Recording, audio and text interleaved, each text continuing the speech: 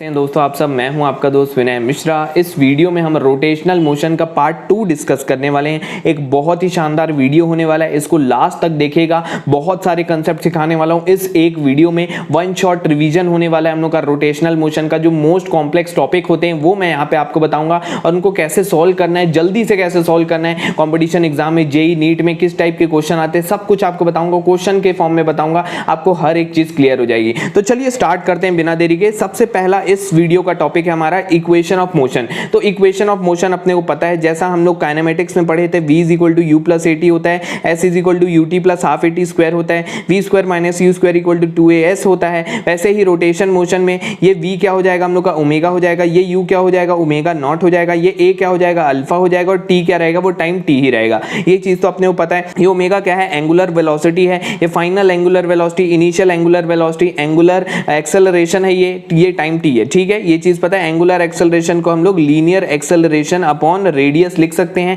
ठीक है। आपको ये बेसिक पता होगा, ठीक है। नहीं पता है तो यहाँ पे नोट कर लो, ठीक है। बहुत बढ़िया। उसके बाद फिर v = omega times of r होता है। ये जो लीनियर वेलोसिटी है ये एंगुलर वेलोसिटी के साथ इस तरीके से रिलेटेड है। ये दो चीज अपने को पता होना चाहिए, ठीक है। इतना काफी है। और साथ ही साथ ये जो ओमेगा है इसको हम लोग फ्रीक्वेंसी के भी टर्म्स में निकाल सकते हैं। कैसे निकाल सकते हैं, 2πν। तो ये जो न्यू है ये क्या है हम लोग का, नंबर ऑफ रिवॉल्यूशन। आपने सुना होगा क्वेश्चनों में बोलता है कि एक व्हील है, इतना डिस्टेंस कवर किया तो भैया कितना रिवॉल्यूशन वो कवर किया होगा। तो ये न्यू जो है वो रिवॉल्यूशन ही है। इसको मैं ओमेगा अपॉन 2π से डिवाइड कर दूंगा तो मेरे को नंबर ऑफ रिवॉल्यूशन मिल जाएगा। और क्वेश्चन में आप समझ जाओगे देख के। यूनिट इसका क्या क्या होता है एक बार जल्दी से डिस्कस कर लेते हैं। ओमेगा का यूनिट होता है रेडियन पर सेकेंड, अल्फा का यूनिट होता है रेडियन पर सेकेंड स्क्वायर, ठीक है। और न्यू का यूनिट होता है आरपीएस, रिवॉल्यूशन पर सेकंड। क्वेश्चन में जनरली क्या करेगा, आरपीएम में देगा, ठीक है, रिवॉल्यूशन पर मिनट। तो उसको हम लोग क्या करेंगे, रिवॉल्यूशन पर सेकंड में कन्वर्ट कर देंगे। कैसे, डिवाइडेड बाय 60 से, ठीक है। इतना बेसिक हम लोग यहाँ पे जान लिए। अब सीधा हम लोग आते हैं क्वेश्चन पे। एक एक क्वेश्चन से हम लोग अपना आइडिया को और बेहतर करेंगे। देखिए पहला क्वेश्चन है यहाँ पे, the angular speed of a motor wheel is increase from इतने से इतना इन 16 second. What is it's acceleration and how many revolution does it make. बहुत बढ़िया। पहले अपने को एंगुलर स्पीड इतना दिया है, बाद में एंगुलर स्पीड इतना हो जाता है। तो एंगुलर स्पीड देखिए यहाँ पे, एंगुलर स्पीड का मतलब ओमेगा नहीं है, ठीक है। एंगुलर स्पीड का मतलब यहाँ पे क्या है, ये जो हम लोग यहाँ पे न्यू की बात कर रहे हैं ना, ये एंगुलर स्पीड है। देखो यहाँ पे यूनिट्स अपने को पहचानना है, आरपीएम लिखा है। तो ये क्या है, रिवॉल्यूशन पर मिनट। तो अपने को यहाँ पे रिवॉल्यूशन दिया है असलियत में। तो हम लोग को क्या दिया है असलियत में, न्यू नॉट दिया है, ये इस तरीके से, ठीक है। बहुत बढ़िया। तो यहाँ पे आरपीएम में दिया है, इसको आरपीएस में कन्वर्ट कर लेते हैं, डिवाइड किया 60 से, ये आ गया। बहुत बढ़िया। अब न्यू वैसे ही निकाल लेते हैं, 3120 दिया है, आरपीएम में दिया है तो आरपीएस में कर लिए कन्वर्ट। बहुत बढ़िया। उसके बाद फिर ओमेगा नॉट कैसे निकाल सकते हैं, 2π न्यू नॉट से, ठीक है, ये भी निकाल लिए। ओमेगा कैसे निकाल सकते हैं, 2π न्यू से, ये भी निकाल लिए, ठीक है। ये न्यू नॉट है, न्यू है अपने पास है ये सब, ठीक है। ये चीज पुट किया, निकाल लिए। उसके बाद फिर omega = omega naught plus alpha into t. Omega आ गया हम लोग का, ओमेगा नॉट आ गया। अल्फा निकालना है, टाइम आपको दे के रखा है 16 सेकंड के लिए, ठीक है। तो यहां पर से अल्फा की वैल्यू क्या आ जाएगी, 4π रेडियन पर सेकंड स्क्वायर। बहुत बढ़िया।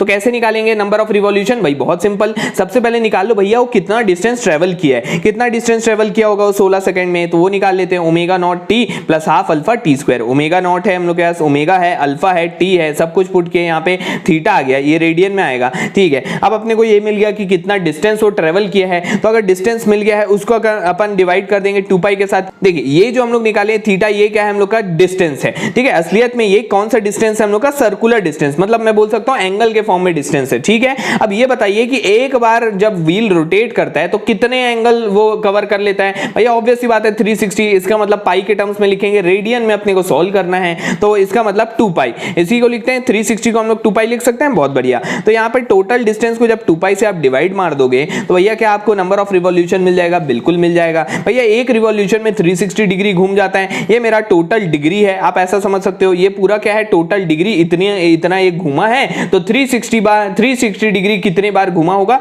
ये कैसे निकाले, 1152 जो भी हम लोग का आया अपॉन 2π। आपको आइडिया थोड़ा बहुत समझ में आया होगा, ठीक है। ये इस तरीके से नंबर ऑफ रिवॉल्यूशन निकाला जाता है। अगला क्वेश्चन देखते हैं। A grindstone has a constant acceleration of 4 radian per second square starting from rest. Calculate the average speed of the grind 2.5 second later, ठीक है। तो देखिए यहाँ पे लिखा हुआ है ये स्टार्ट कर रहे हैं रेस्ट से, तो रेस्ट से स्टार्ट कर रहा है, इसका मतलब ओमेगा नॉट क्या हो जाएगा, 0 हो जाएगा। ओमेगा अपने को यहाँ पे निकालना है, ठीक है। और टाइम आपको देके रखा है 2.5 सेकंड, अल्फा आपको देके रखा है, तो बस यहाँ पे पुट करना है, omega = omega naught plus alpha into T. बहुत बढ़िया। तो यहाँ पर पुट करके अपना आंसर निकाल देना है, ठीक है। आपको आइडिया समझ में आया होगा। आगे बढ़ते हैं हम लोग। अगला टॉपिक देखते हैं टॉर्क। टॉर्क क्या होता है? ये प्रोडक्ट होता है भैया फोर्स और परपेंडिकुलर डिस्टेंस का। आपको बेसिक आइडिया पता होगा टॉर्क का, नहीं भी पता है तो यहाँ पे मैं आपको सीधा बता दूं कि जैसे हम लोग जानते हैं एकदम सिंपल एग्जांपल, जैसे दरवाजा है, दरवाजा एक एक्सिस से जुड़ा होता है, जब हम लोग वहां पे फोर्स लगाते हैं तो एक रोटेशनल इफेक्ट प्रोड्यूस होता है, ठीक है, उस फोर्स के कारण, उसी को क्या बोला जाता है? टॉर्क बोला जाता है। कैसे निकालते हैं उसको? तो भैया फोर्स इनटू परपेंडिकुलर डिस्टेंस। तो कैसे निकालते हैं torque? Force into perpendicular distance. इसका यूनिट होता है न्यूटन, इसका होगा मीटर, तो होगा न्यूटन मीटर। अब ये परपेंडिकुलर डिस्टेंस कहां से लेना है? तो भैया जिस एक्सिस से भी वो रोटेट हो रहा होगा वहां से अपने वो लेना है, ठीक है। बहुत बढ़िया क्वेश्चन सॉल्व करेंगे, देखो बहुत ही शानदार क्वेश्चन है, यहाँ पे स्टैंडर्ड क्वेश्चन है। एक बार आपको बताऊंगा सारी चीजें आपको क्लियर हो जाएगी, कैसे भी क्वेश्चन में आप टॉर्क निकालना सीख जाओगे। अब वेक्टर फॉर्म में अगर लिखा जाए तो इसी चीज को आर क्रॉस एफ लिखते हैं, ठीक है। क्रॉस प्रोडक्ट है आर क्रॉस एफ, कई लोग गलती कर देते हैं एफ क्रॉस आर लिख देते हैं, आर क्रॉस एफ होता है वो, ठीक है। और ये क्या है? R F sine theta. तो इस टाइप का क्वेश्चन देखिए बहुत चिंटू मिंटू से एकदम बेसिक सा क्वेश्चन है। एफ इज इक्वल टू, ये आपको वेक्टर फॉर्म में दिया है, ये आपको वेक्टर फॉर्म में दिया है, आपको टॉर्क निकालना है। टॉर्क क्या होता है? आर क्रॉस एफ होता है, आई जे के हो गया ये, ठीक है। यहाँ पे पुट कर दिए 3 2 -1 3 2 -1 2 -1 3 2 -1 3, ठीक है। यहाँ पे डिटर्मिनेंट को बस सॉल्व करना है। कैसे करते हैं?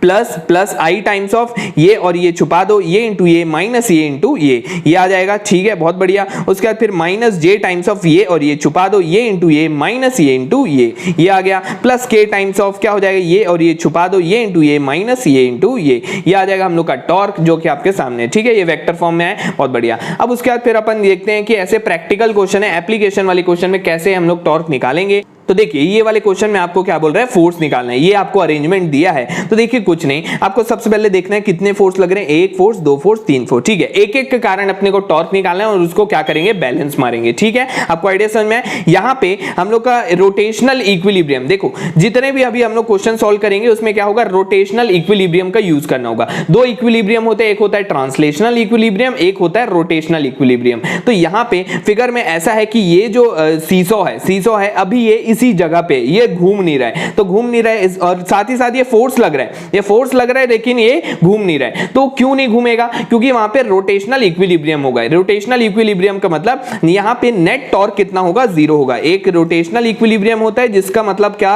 सिंपल एक लाइन में बोलूं तो रोटेशनल इक्विलिब्रियम का मतलब नेट टॉर्क 0, और ट्रांसलेशनल इक्विलिब्रियम हम लोग एक क्वेश्चन में अभी देखेंगे, उसका मतलब होता है net force is equal to 0, ठीक है। आपको आइडिया समझ में है? तो यहां पे क्वेश्चन में असलियत में यही है कि ये घूम नहीं रहा है, तो वैल्यू ऑफ एफ बताओ। तो कुल मिला के बोलने का मतलब यहाँ पे नेट टॉर्क क्या हो रहा होगा? 0 हो रहा होगा। एक एक फोर्स के कारण क्या निकालेंगे? टॉर्क निकालेंगे। कैसे निकालेंगे? तो देखो सबसे पहले इस वाले फोर्स की बात करते हैं। तो देखो ये बताओ कि ये जो सीसो है किसके अबाउट घूम रहा होगा? एक्सिस क्या है इसका? तो ऑब्वियस सा बात है ये क्या होगा? मेरा एक्सिस होगा। ये वाले पॉइंट के अबाउट घूमना चाह रहा है, ठीक है, आप आइडिया समझ रहे होगे, ठीक है। अब देखो ये एक एक करके निकालते हैं। Force into perpendicular distance. और एक और बात, हम लोग अगर हम लोग का ये रोटेशन, ये फोर्स के कारण ये बताओ कि ये सीसो किस तरफ घूमेगा? क्लॉकवाइज घूमेगा कि एंटी क्लॉकवाइज घूमेगा? इस फोर्स के कारण भैया ऑब्वियस सी बात है ये नीचे की तरफ घूम रहा है, इसका मतलब ये क्लॉकवाइज घुमाएगा। क्लॉकवाइज टॉर्क को लेना है प्लस और एंटी क्लॉकवाइज टॉर्क को लेना है माइनस। तो हम लोग क्या लेंगे? Plus force into perpendicular distance बताओ भैया एक्सिस ऑफ रोटेशन से। एक्सिस ऑफ रोटेशन हम लोग का ये है, परपेंडिकुलर डिस्टेंस देखो फोर्स ऐसा लग रहा है तो परपेंडिकुलर डिस्टेंस लेना है। तो ये क्या हो जाएगा हम लोग का? 10 का आधा 5,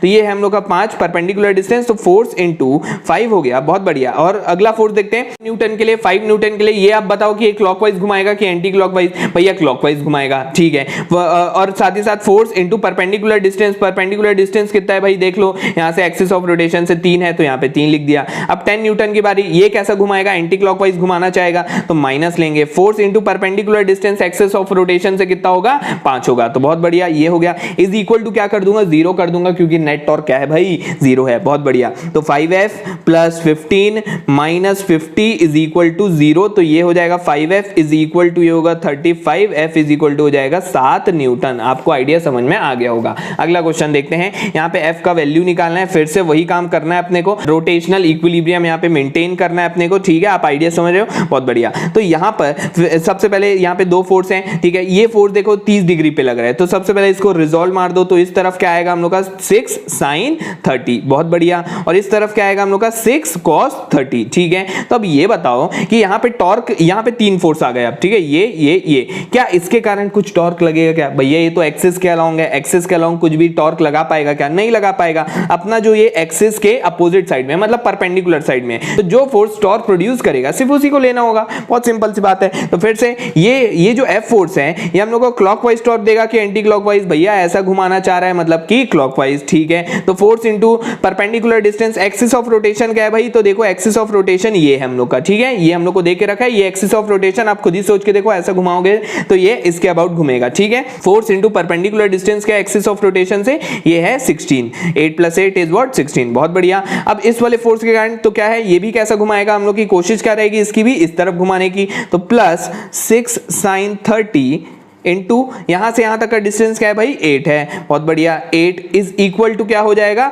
0 हो जाएगा। आपको आइडिया समझ में आया? बहुत बढ़िया। अब ये क्या हो जाएगा? 16F is equal to -6 sin 30 into 8। बहुत बढ़िया। अब उसके बाद फिर देखो यहाँ पे ये क्या हो जाएगा? -6 इंटू 1/2 इंटू 8, और ये हो गया हम लोग का 16F। तो ये 1 टाइम, ये 2 टाइम, ये 1 टाइम, ये 3 टाइम, तो F इज इक्वल टू हो गया मेरा -3/2 न्यूटन। आप सोचोगे नेगेटिव क्यों है भैया? ये तो रेजिस्टिव है। क्या एक बार में आपको यहाँ पे मेहनत करनी पड़ती है कि नहीं इसको घुमाने के लिए? ठीक है, जब ये टाइट हो जाता है तो आपको मेहनत करनी पड़ती है, तो इसीलिए यहाँ पे नेगेटिव वैल्यू है। नेट टॉर्क यहाँ पे हम लोग निकाल लिए। आपको आइडिया समझ में आया? बहुत बढ़िया। आगे बढ़ते हैं हम लोग। अगला क्वेश्चन देखते हैं। एक बहुत ही शानदार और स्टैंडर्ड क्वेश्चन है, कई बार कंपटीशन एग्जाम में पूछता है। A steel metre rod of mass m is equal to 1.5 kg rest with an upper end against a wall and lower end on a rough horizontal floor, what should be the minimum coefficient of friction between the ground and the rod so that it can be inclined at an angle 30 degree with the floor without slipping. Slipping SLIP वाला, ठीक है, slipping, ठीक है। यहाँ पे देखिए एक rod है, इस टाइप की एक वॉल से ऐसा इंक्लाइंड है 30 डिग्री पे। यहाँ पे अपने को क्या बोल रहा है कि ये रफ इंक्लाइंड सरफेस है, मतलब कुछ ना कुछ यहाँ पे फ्रिक्शन लग रहा होगा, और साथ ही साथ फ्रिक्शन लग रहा है तो कोफिशिएंट ऑफ फ्रिक्शन आएगा, ये आपको पता होगा, ठीक है। तो कोफिशिएंट ऑफ फ्रिक्शन निकालना है, तो कैसे निकालेंगे भैया? कुछ नहीं, वही आइडिया जो अभी हम लोग सीखे। यहाँ पे फिर से अपने को क्या करना है? रोटेशनल इक्विलिब्रियम का कंसेप्ट यूज करना है। रोटेशनल इक्विलिब्रियम क्या बोलते हैं? नेट टॉर्क क्या होगा? 0 होगा। तो यहाँ पे देखो 2 पॉइंट है, पॉइंट ऑफ कॉन्टेक्ट ढूंढो। ऐसे वाले क्वेश्चन में सीधा पॉइंट ऑफ कॉन्टेक्ट ढूंढा करो, तो क्या होगा? एक ये है पॉइंट ऑफ कॉन्टेक्ट, एक ये है मेरा पॉइंट ऑफ कॉन्टेक्ट। तो मैं सबसे पहले पॉइंट ए पे नेट टॉर्क यहां पे 0 से इक्वेट करने वाला हूं, ठीक है। क्यों कर रहा हूं? क्योंकि क्या ये मेरा रॉड घूम रहा है? क्या घूम रहा है? क्या ये किसी के अबाउट नहीं घूम रहा है? इसका मतलब ये क्या है? रेस्ट पे। इसका मतलब जितना भी टॉर्क लग रहा होगा, जितने भी फोर्स के कारण यहाँ पे टॉर्क लग रहा है, सब कुछ बैलेंस होके क्या हो जा रहा है? 0 हो जा रहा है। इसी का मतलब होता है रोटेशनल इक्विलिब्रियम, ठीक है। तो एट पॉइंट ए जब मैं यहाँ पे निकालूंगा तो क्या होगा? देखो यहाँ पे सबसे पहले यहाँ पे क्योंकि ये कॉन्टेक्ट पे है, तो कॉन्टेक्ट पे तो ऑब्वियस सी बात है यहाँ पे क्या लगेगा? Normal reaction. जहां पे भी पॉइंट ऑफ कॉन्टेक्ट आपको मिलता है किसी भी सरफेस पे, वहां पे क्या लगेगा? नॉर्मल रिएक्शन लगेगा। यहाँ पे एक नॉर्मल रिएक्शन N1 लगा दो, यहाँ पे नॉर्मल रिएक्शन N2 लगा दो। तो हर एक बॉडी का क्या होता है? वेट होता है। तो weight of the body will always act downward, ठीक है। तो यहाँ पे mg नीचे की तरफ लग रहा है, बहुत बढ़िया। उसके बाद फिर अपने पास कितने फोर्स आ गए? एक ये फोर्स है, एक ये फोर्स है, एक ये वाला फोर्स है, और साथ ही साथ फ्रिक्शन को नहीं भूलना है, क्योंकि अगर ये इस टाइप से है तो अगर ये पीछे की तरफ जाएगा तो फ्रिक्शन किस तरफ लगेगा? इस तरफ लगेगा, ठीक है। और ये 1 मीटर की रॉड दी है, ऐसा क्वेश्चन में दिया नहीं है, लेकिन मीटर रॉड बोला, इसका मतलब 1 मीटर का रॉड है, ठीक है। तो ये अगर 1 मीटर है तो ये 30 डिग्री दिया है, तो ये क्या होगा? 1 cos 60 होगा, और ये क्या होगा? 1 sin 60 होगा।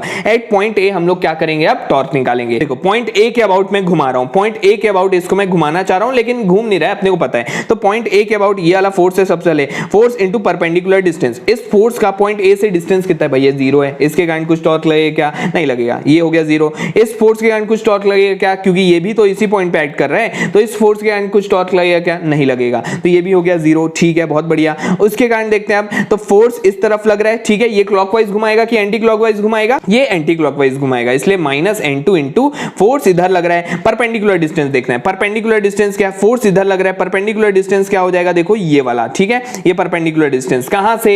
एक्सिस ऑफ रोटेशन से। एक्सिस क्या है मेरा रोटेशन का? ये मेरा एक्सिस है रोटेशन का। तो फोर्स ये है, एक्सिस का मतलब समझ रहे हो ना, ये मेरा एक्सिस है रोटेशन का। ये पॉइंट ए वाला लिया हूं, तो ये मेरा एक्सिस के अबाउट रोटेट कर रहा है। तो फोर्स इनटू परपेंडिकुलर डिस्टेंस, तो फोर्स इनटू परपेंडिकुलर डिस्टेंस आप चाहो तो ऐसा भी समझ सकते हो कि अगर इस पॉइंट के अबाउट रोटेट कर रहा है तो फोर्स अगर इस डायरेक्शन में लग रहा है तो ये मेरा क्या होगा? परपेंडिकुलर डिस्टेंस होगा। आपको आइडिया समझ में आया होगा। तो ये क्या है 1 sin 60 है, तो वही चीज लिख दिया प्लस mg इंटू ये किस तरफ घुमाना चाहेगा, ये फिर से यहाँ पे क्लॉकवाइज घुमाएगा, force into perpendicular distance from the axis of rotation क्या हो जाएगा, ये होगा। आपको आइडिया समझ में आया। तो ये क्या हो जाएगा, ये पूरा क्या है 1 cos 30 है, तो आधा क्या हो जाएगा हाफ cos 30, तो mg इंटू हाफ cos 30 हो गया, प्लस इसके कारण जो हम लोग का टॉर्क है 0 है, इसके कारण टॉर्क 0 इक्वल टू 0 कर दिए, इसको सॉल्व किए और हम लोग का यहाँ पे n2 का वैल्यू देखो ये आ गया। ठीक है, अब यहाँ पे दिया है m का वैल्यू क्वेश्चन में दिया था 1.5 है, तो यहाँ पे हम लोग m का वैल्यू चाहो तो 1.5 डाल दो, g का वैल्यू 10 ले लो। ठीक है, जब तक क्वेश्चन में यहाँ पे दिया नहीं वैसे, लेकिन अपने हिसाब से मान लो g का वैल्यू 10 है, और ये यहाँ पे सॉल्व करके हम लोग चाहें तो n2 का वैल्यू निकाल लिए। ठीक है, अब देखो यहाँ पे क्योंकि ये रॉड मूव नहीं कर रहा है, ना x डायरेक्शन में फोर्स लग रहा है, ना y डायरेक्शन में फोर्स लग रहा है, इसका मतलब यहाँ पे ट्रांसलेशन इक्विलिब्रियम भी है, इसका मतलब यहाँ पे नेट फोर्स 0 है। ठीक है, नेट फोर्स x डायरेक्शन में भी और y डायरेक्शन में भी। तो देखो नेट फोर्स x डायरेक्शन में कौन कौन से फोर्स लग रहे हैं, एक तो ये लग रहा है और एक ये लग रहा है, ये पॉजिटिव x की तरफ लग रहा है इसलिए प्लस f, और ये नेगेटिव x की तरफ लग रहा है इसलिए minus n2 is equal to क्या हो जाएगा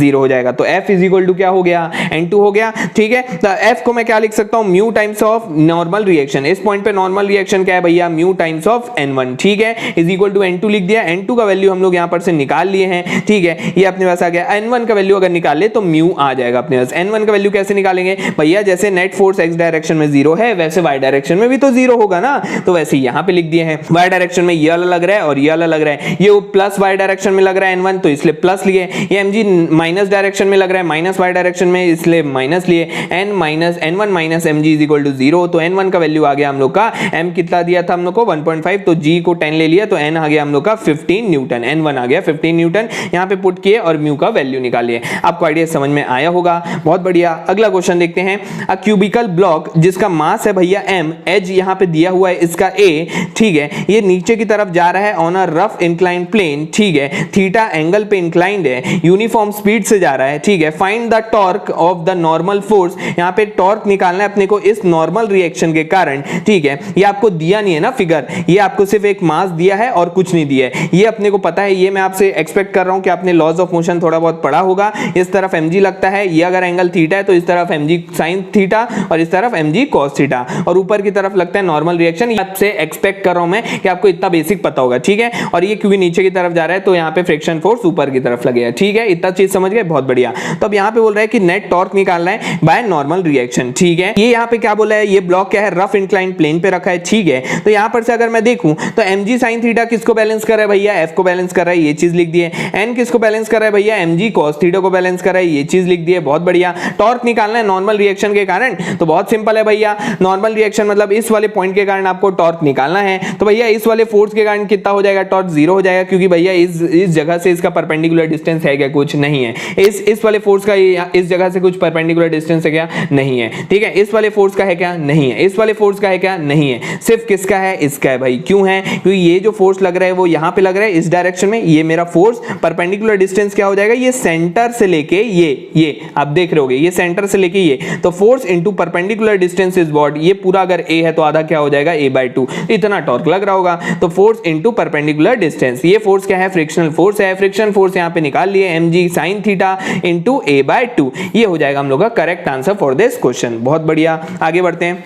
अगला क्वेश्चन देखते हैं। Rod of mass m, length दिया हुआ है l, और इसको हॉरिजॉन्टली रखे हैं और इसको फ्री कर दिए ताकि ये रोटेट कर रहा है अपने एक एक्सिस से जो कि सेंटर से पास हो रहा है। ठीक है, एक l/4 लेंथ पे हम लोग एक फोर्स लगा रहे हैं f मैग्नीट्यूड का। ठीक है, बहुत बढ़िया। The force is always perpendicular, force हमेशा परपेंडिकुलर दिया है। Find the angle rotated by the rod during the time t after the motion start, ये कितना एंगल रोटेट होगा ये अपने को निकालना है। ठीक है, तो एंगल रोटेट करने का निकालने का मतलब अपने को यहाँ पे निकालना है थीटा। कैसे निकाल सकते हैं, तो भैया कुछ नहीं, ये हम लोग का रेस्ट से चालू हो रहा है। क्यों रेस्ट से चालू हो रहा है, क्योंकि भैया इनिशियली ये यहीं पे ऐसे रखा हुआ है तो इनिशियली रेस्ट पे है। ठीक है, तो ये हो गया 0, मतलब हाफ अल्फा टी स्क्वायर। अपने को यहाँ पे क्या निकालना है, बस अल्फा निकालना है। तो मैं आपको ये बताऊंगा टाउ इज इक्वल टू क्या होता है, आई इंटू अल्फा। टाउ और मोमेंट ऑफ इनर्शिया के बीच में रिलेशन होता है, टाउ इज इक्वल टू क्या होता है, आई टाइम्स ऑफ अल्फा। काफी बार यूज करेंगे हम लोग इसको आगे। ठीक है, अभी के लिए आप बस जान लो टाउ इज इक्वल टू क्या होता है, आई अल्फा। आई क्या है यहाँ पे, मोमेंट ऑफ इनर्शिया है। और आपको एक और चीज बताऊं बताऊंगा कि एक रॉड का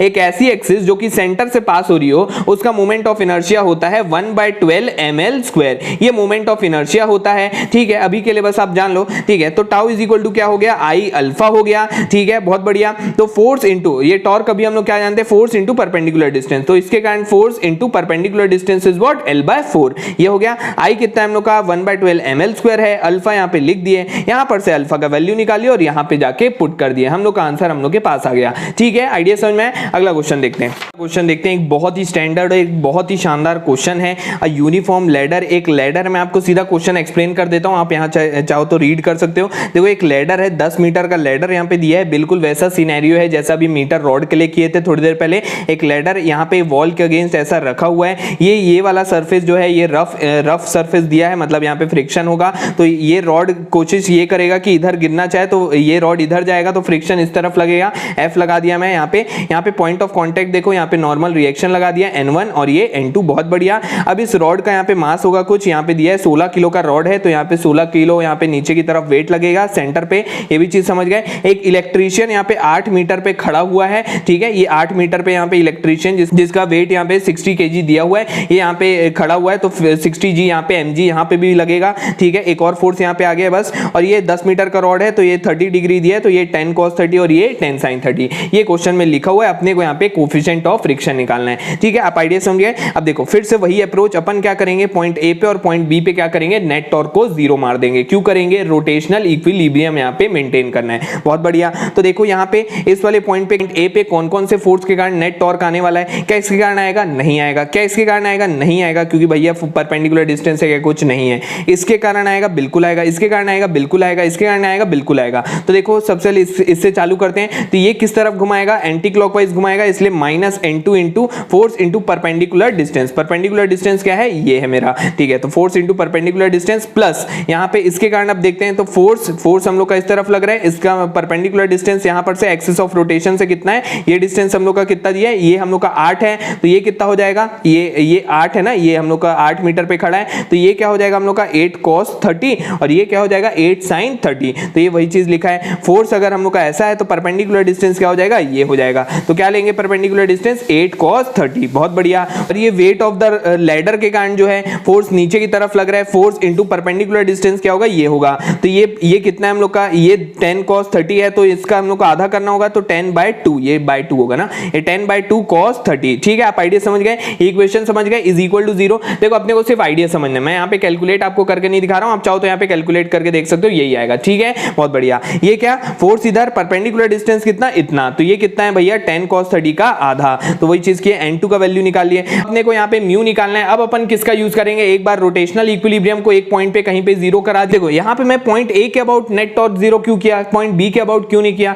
तो एकदम सिंपल सा रीजन है, पॉइंट ए के अबाउट ज्यादा फोर्स लग रहे हैं, तो इन दोनों फोर्स के कारण यहाँ पे क्या हो जाएगा, 0 हो जाएगा, तो कैलकुलेशन थोड़ा इजी होगा, ठीक है। इसलिए मैं यहाँ पे नेट टॉर्क पॉइंट के अक्रॉस निकाला, जिससे मेरे को थोड़ा आसान पड़े, ठीक है। अब बी के अक्रॉस भी निकाल सकते हो, ठीक है, बहुत बढ़िया। अब उसके बाद फिर ट्रांसलेशन इक्विलिब्रियम का भी अब अपने को यूज करना होगा, जैसे अपन वहां पे किए थे। क्या होता है वो, summation of fx equal to 0, इसका मतलब x डायरेक्शन में जो भी फोर्स लग रहा है वो 0 कर दो, और y डायरेक्शन में जो भी फोर्स लग रहा है उसको भी 0 कर दो, ठीक है। तो यहां पर से आप देख सकते हो x डायरेक्शन में ये लग रहा है और ये लग रहा है, तो ये पॉजिटिव x डायरेक्शन में प्लस है, माइनस N2 कर देंगे, इज इक्वल टू क्या होगा, 0 होगा। f is equal to N2, ठीक है, N2 अपने पास है, बहुत बढ़िया। f क्या है हम लोग का, mu times of normal reaction, normal reaction इस पॉइंट पे लग रहा है N1, तो ये चीज लिख दिया। Summation of fy equal to 0 करेंगे, तो ये mg नीचे की तरफ, माइनस mg, और ये N1 ऊपर की तरफ, प्लस N1, और साथ ही साथ इसको नहीं भूलना है, ये क्या है, -60g इज इक्वल टू 0।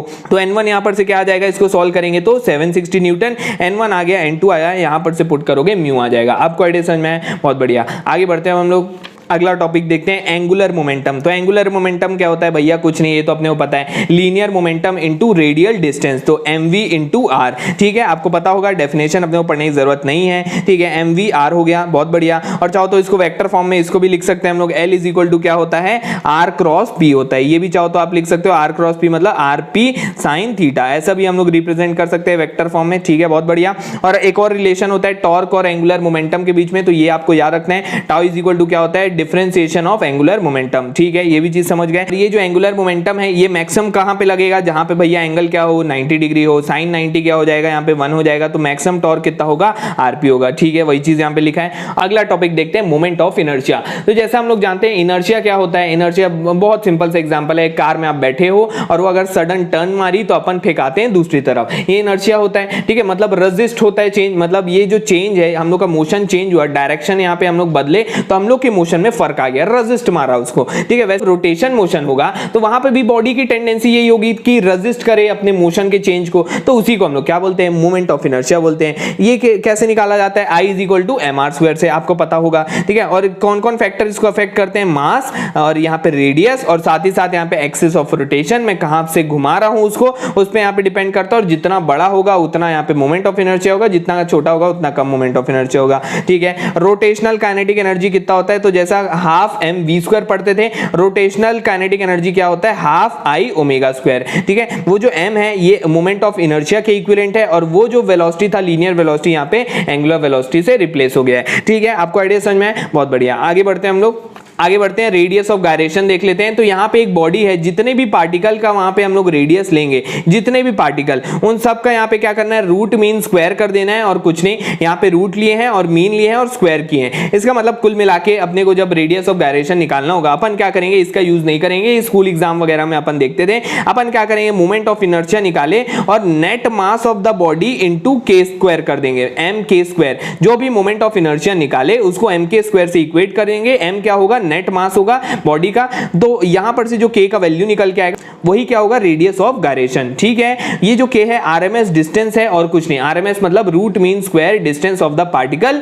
कहां से, हर चीज कहां से लेना है, एक्सिस ऑफ रोटेशन से लेना है। बहुत बढ़िया। अगला टॉपिक देखते हैं, पैरेलल एक्सिस थ्योरम और परपेंडिकुलर एक्सिस थ्योरम, बहुत बहुत बहुत इंपॉर्टेंट। तो यहां पे अपने को थ्योरम रटने की जरूरत नहीं है, अपने को सिर्फ आइडिया पता होना चाहिए। देखो एकदम सिंपल है, अपने को क्या है, अगर मेरे को सेंटर ऑफ मास वाली एक्सिस के अबाउट अगर मोमेंट ऑफ इनर्शिया पता है, जैसे अगर ये मेरी सेंटर ऑफ मास वाली एक्सिस है, इसके अबाउट मेरे को अगर मोमेंट ऑफ इनर्शिया पता है ICM, मान लो अपने को पता होगा। ठीक है, अपने को हर एक ऑब्जेक्ट का पता होगा सेंटर ऑफ मास वाली एक्सिस के अबाउट, तो ठीक है, उसके पैरेलल एक दूसरी एक्सिस के अबाउट आपको बोलेगा निकालो मोमेंट ऑफ इनर्शिया, निकालो इसके अबाउट, निकालो, मेरे को इसके अबाउट तो पता है, इसके अबाउट निकाल के दिखाओ। तो अपन क्या करेंगे भैया, यहां से यहां तक का अपन डिस्टेंस देखेंगे, ये वाला जो परपेंडिकुलर डिस्टेंस है इन दोनों के बीच में, ये देखा मैं। ठीक है, बहुत बढ़िया। मैं क्या करूंगा, IAB जो होगा, IAB इज इक्वल टू, ये क्या किया मैं, ICM के साथ जोड़ दिया md²। ठीक है, इसका moment of inertia plus mass of the body into d², ये कर देंगे तो हम लोग को क्या मिल जाएगा, IAB मिल जाएगा। अभी आपको क्वेश्चन बताऊंगा, अपने आप चीजें क्लियर हो जाएंगी। आगे बढ़ते हैं हम लोग। परपेंडिकुलर एक्सिस थ्योरम क्या बोलता है, ये बोलता है कि अगर यहाँ पे 3 परपेंडिकुलर एक्सिस हैं, तो आपको अगर 2 परपेंडिकुलर एक्सिस के अबाउट मोमेंट ऑफ इनर्शिया पता है, जैसे मैं बोल दिया मेरे को IX के अबाउट पता है, X एक्सिस के अबाउट, और IY के अबाउट पता है, मतलब Y एक्सिस के अबाउट, तो जब आप इनका सम कर दोगे ना तो तीसरे के अबाउट अपने आप निकल के आ जाएगा। ये बोलता है हम लोग का परपेंडिकुलर एक्सिस थ्योरम। ठीक है, यहाँ पे वही चीज लिखा है, यहाँ पे उसका प्रूफ भी लिखा है। प्रूफ यहाँ पे अपने को देखने की जरूरत नहीं है, थ्योरी एग्जाम नहीं दे रहे हम लोग। ठीक है, करते अपने वीडियो को, मोमेंट ऑफ इनर्शिया देखते हैं। थिन सर्कुलर रिंग के कारण क्या होता है, डिस्क के कारण क्या होता है, रॉड के कारण क्या होता है, इस पे बेस्ड बहुत सारे क्वेश्चन आते हैं। कैसे क्वेश्चन सॉल्व करना है ये मैं आपको बताऊंगा। तो चलिए स्टार्ट करते हैं। Moment of inertia of thin circular ring, देखिए इसका डेरिवेशन हम लोग क्लास 11 में करते थे, अपने को यहाँ पे डेरिवेशन करने की जरूरत नहीं है। अपने को जो मैं आपको बता रहा हूँ, जिस तरीके से बता रहा हूँ उस तरीके से याद रखो, आप कभी नहीं भूलोगे और हर एक क्वेश्चन आपसे सॉल्व हो जाएगा। तो देखो ये रिंग है, सेंटर ऑफ मास के अबाउट जो एक्सिस है उसका बस आप याद रखो, इसके सेंटर ऑफ मास के एक्सिस के अबाउट कितना होता है, mr² होता है। ठीक है, ये चीज आप समझ गए,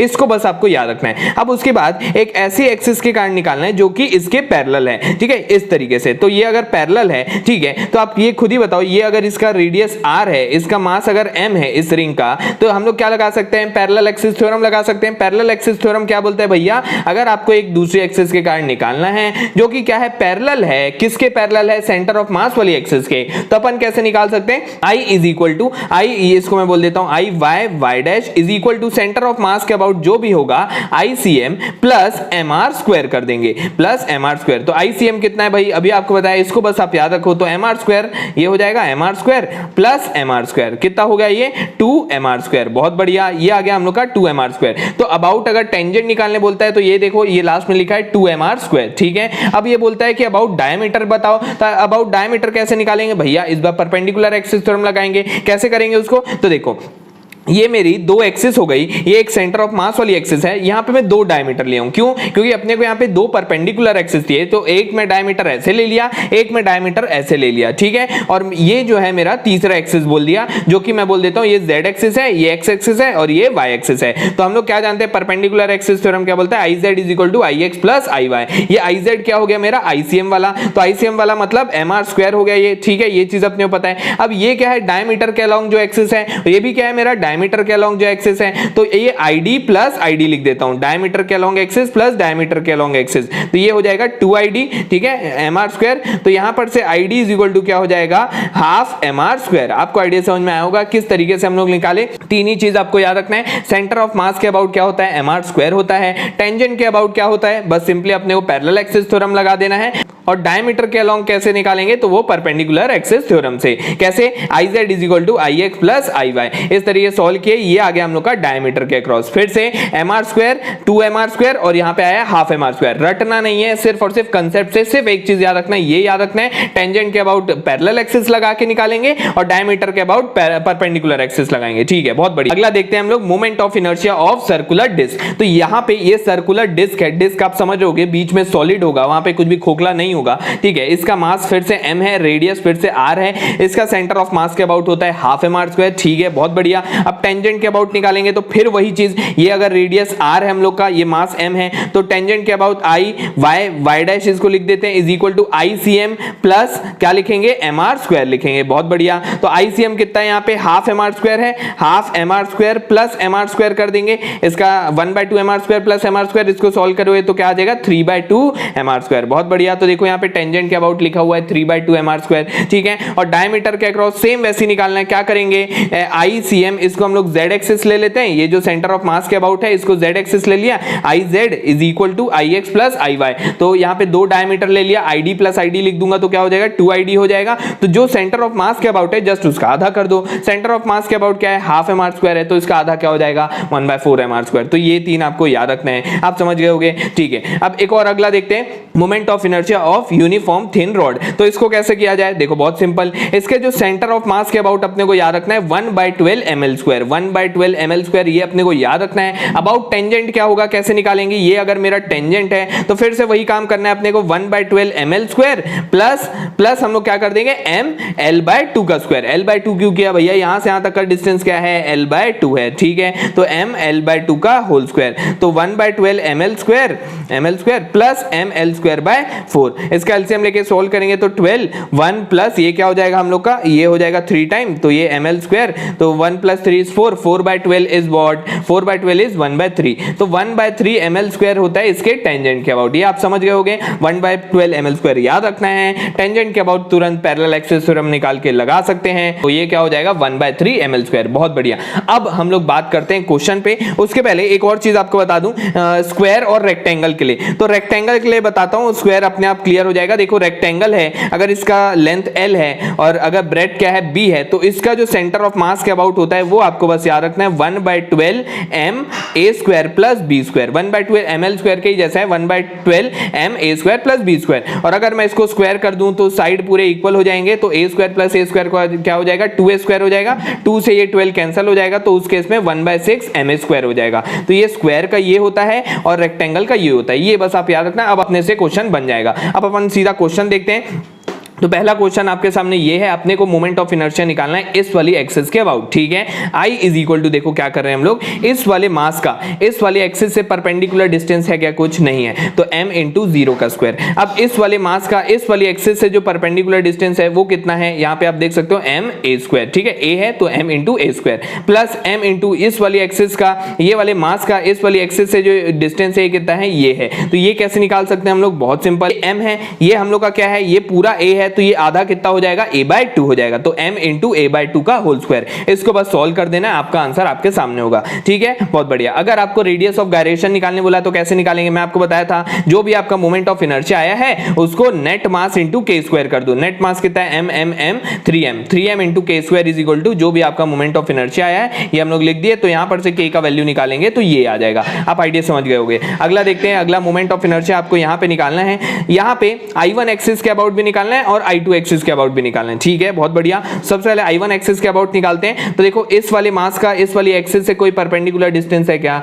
नहीं है, तो m इंटू 0 स्क्वायर। वैसे ही इस वाले मास का इस वाली एक्सिस के अबाउट परपेंडिकुलर, ये एक्सिस ऐसा है ना, कुछ ये पेंसिल जैसा मैं रखा हूं, ये एक्सिस कुछ ऐसा है। ठीक है, तो m इंटू a स्क्वायर। ठीक है, आप आइडिया समझ रहे होगे। वैसे ही फिर से ये मेरा मास यहाँ पे है, इसका यहाँ से डिस्टेंस अपने को देखना होगा, तो परपेंडिकुलर डिस्टेंस क्या हो जाएगा? ये हो जाएगा √2a। ये डायगोनल है तो ये √2a, तो m इंटू √2a का स्क्वायर। और ये वाले मास का यहाँ पर से m इंटू a स्क्वायर। आप समझ गए होगे, इसके कारण 0, m into a square, m into √2a का होल स्क्वायर, और इसके कारण m इंटू a स्क्वायर। इसको सॉल्व किए, अपना आंसर अपने सामने। I2 के अबाउट निकालते हैं। इस वाली एक्सिस के अबाउट क्या होगा? ये वाली एक्सिस हमारी कुछ इस तरीके से, ये ऐसा एक्सिस है। ठीक है, अब देखो, अब हम लोग इन दोनों मास के कारण क्या हो जाएगा? ऑब्वियसली 0 हो जाएगा। 2 इंटू कर दिए m, और इसका जो परपेंडिकुलर डिस्टेंस है 0 है। ठीक है, प्लस ये दोनों के कारण कुछ आएगा, तो 2 टाइम्स ऑफ मास इंटू यहां से यहां तक का परपेंडिकुलर डिस्टेंस, तो ये पूरा √2a होता है, √2a का आधा, ये उसका होल स्क्वायर। ये आप समझ गए होगे। इसको सॉल्व किया, आपका आंसर आपके सामने। बहुत बढ़िया, आगे बढ़ते हैं हम लोग। अगला क्वेश्चन देखते हैं। यहाँ पे अब देख सकते हो ये फिगर है, हेक्सागोन यहाँ पे बना है। ठीक है, यहाँ पे सारे यहाँ पे कॉर्नर्स पे मास रखा हुआ है। ठीक है, तो सबसे पहला चीज जो आपको पता होना चाहिए हेक्सागोन के बारे में, बस इतना अगर अपने को पता है तो अपना काम हो जाएगा। देखो ये हम लोग का हेक्सागोन है। ठीक है, जैसा ही बना है, तो देखो ये जो साइड होता है ये होता है 2a, ये जो एंड पॉइंट्स है ना, ये दूर वाले, ये है हम लोग का 2a, और ये वाले से ये वाला साइड जो होता है वो होता है 3a। ठीक है, अगर ये सारे साइड्स क्या है हम लोग के a है, तो ये हम लोग को डायमेंशन पता होने चाहिए। अब अपना काम हो जाएगा। ठीक है, अब देखो यहाँ पे तो इस वाली एक्सिस के अबाउट निकालना है पहले, और उसके बाद फिर ये वाली एक्सिस के अबाउट निकालना है। तो इस वाली एक्सिस के अबाउट देखो क्या होगा, इसके कारण ये वाले मास के कारण क्या हो गया? 0 हो गया। ठीक है, ये वाले मास के कारण m इंटू a स्क्वायर, यही चीज लिखा हूं। ये वाले मास के कारण m इंटू √3a का स्क्वायर। ठीक है, और इस वाले मास के कारण m इंटू 2a का स्क्वायर, देखो m इंटू 2a का स्क्वायर। ठीक है, बहुत बढ़िया। फिर इस वाले के कारण फिर से m इंटू √3a का स्क्वायर, फिर इस वाले का m इंटू a स्क्वायर, यही चीज यहाँ पे प्लस किया और आंसर आ गया अपने पास। ठीक है, अब I2 वाली एक्सिस के कारण निकालते हैं। तो देखो दो मास के कारण क्या हो जाएगा? दो मास के कारण तो दिख रहा है परपेंडिकुलर डिस्टेंस कुछ है ही नहीं, तो अपने को क्या करना है? 0 कर देना है। ठीक है,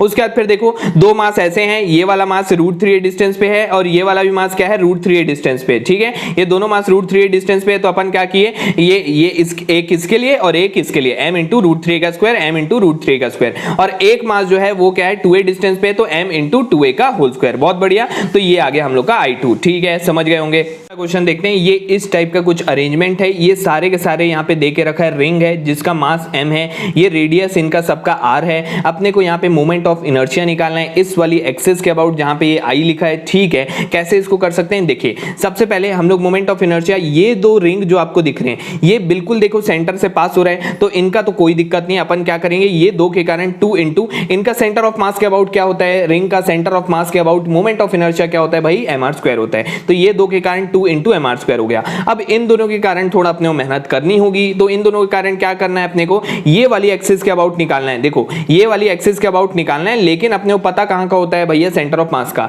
तो ये अपन कैसे निकाल सकते हैं? पैरेलल एक्सिस थ्योरम से निकाल सकते हैं। कैसे? पैरेलल एक्सिस थ्योरम क्या बोलता है? देखो यहाँ पे 2 टाइम क्यों किया? इन दोनों के कारण। ठीक है, ये 2 टाइम। पैरेलल एक्सिस थ्योरम क्या बोलता है? सेंटर ऑफ मास के अबाउट लिखो, लिख दिया, प्लस m इंटू ये m, एक का m इंटू यहां से यहां तक का डिस्टेंस, ये कितना है? ये r है, ये भी क्या है? r है, तो ये क्या हो जाएगा? 2r।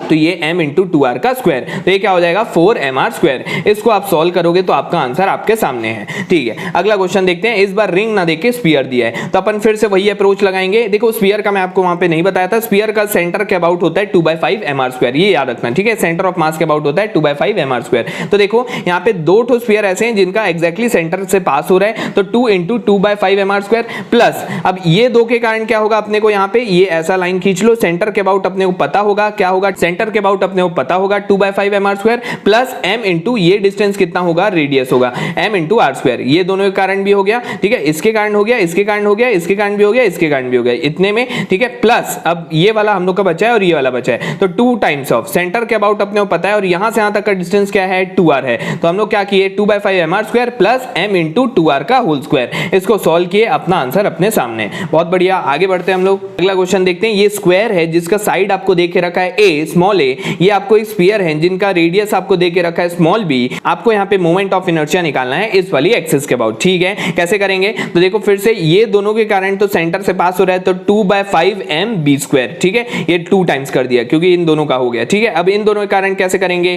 तो इन दोनों के कारण अपन निकालना है अपने को इस एक्सिस के अबाउट, पता कहां के अबाउट होता है, सेंटर के अबाउट। तो अपन क्या लिखेंगे? 2/5 mb² सेंटर के अबाउट प्लस यहां से यहां तक का डिस्टेंस क्या है? a है, प्लस ma²। ये 2 टाइम्स कर दिए, दोनों के कारण हो गया। ठीक है, इसको सॉल्व किया और अपना आंसर अपने सामने है। बहुत बढ़िया, आगे बढ़ते हैं, अगला देखते हैं। देखो ये हम लोग का ये रॉड है, 1 रॉड, 2 रॉड, 3 रॉड और 4 रॉड। हर एक रॉड का यहाँ पे मास m है और लेंथ कितना है? l है। बहुत बढ़िया, अपने को यहाँ पे इस वाली एक्सिस के अबाउट निकालना है। इसका मतलब ये कुछ इस टाइप का है ना, ये एक्सिस ऐसा है और इस वाली एक्सिस के अबाउट निकालना है, मतलब एक्सिस ऐसा है। ठीक है, कैसे करेंगे इसको? तो देखो सबसे पहले मैं यहाँ पे I1 निकाल रहा हूँ। I1 कैसे निकाल सकता हूँ? देखो ये एग्जैक्टली सेंटर पे, तो ये बताओ ये रॉड के सेंटर के अबाउट मैं आपको बताया अभी थोड़ी देर पहले बताया था, कितना होता है? 1/12 ml² होता है, ये आपको बताया था। तो देखो सेंटर मैं अभी एक के कारण निकाल रहा हूँ, सिर्फ एक के कारण। तो ये अगर मेरा रॉड है, अगर इसके सेंटर के अबाउट क्या होता है? 1/12 ml² होता है, तो यहां से यहां तक का डिस्टेंस कितना है? m l/2 l/2 डिस्टेंस है यहां से यहां तक का। ठीक है, ये यहां पर से यहां पर जाओगे तो इतना ही है, l/2 है,